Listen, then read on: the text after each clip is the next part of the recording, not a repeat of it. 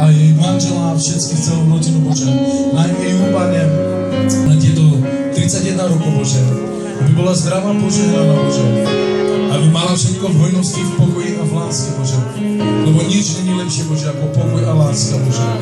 Ďakujem Ti, Pane Ježiši, haleluja, Bože, za to, že si ju poslal, Bože, haleluja, Bože, do tejto církvy, Pane, Bože, za to, že 31 rokov, Bože, je to dnes, Bože, je verná. Bože, je im darčekom a je túžbou, Bože, a s ňou. Neviem, čo je, Bože, ale prosím ťa, Bože, daj jej to, Pane. V moci Ducha Svatého, Bože, ja viem, že táto žena nežiada pre seba, ale žiada, Bože, pre národ. Tak prosím, Bože, haleluja, Pane, aby si vypočul jej modlitby, Pane, aby si hovoril k jej životu, Bože, aby si ju naplnil ohňom a túžbou, Bože. V moci Ducha Svatého, Pane, na tieto 31 rokov, Pane, haleluja, Bože, a sa vylievajú na jej plodovky a mocné požehnanie, Bože. Ó, Bože, a Tvoj duch ju vedie, Bože, na všetkých cestách, Pane. Žehnám Ti do Tvojho života veľký pokoj, veľkú bázeň, veľké požehnanie do Tvojho života.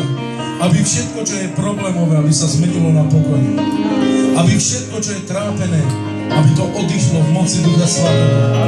Vyhlasujem mene Ježiša Krista, že ten darček, ktorý Ti práve teraz Duch Boží dáva, a On ťa pomazáva na tomto mieste.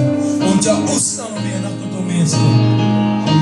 A žehna ako ženu, ktorá má slovo Božie vo svojom živote. V mene Ježiša Krista, Pane, pomáž jej ústa, vlož med do jej života, pomáž jej ruky, Pane. V mene Ježiš, by sláva Hospodinova neustále ju viedla na Tvoje miesta, Pane. Celú rodinu, Bože, veď, Pane. Buduj ich, Bože.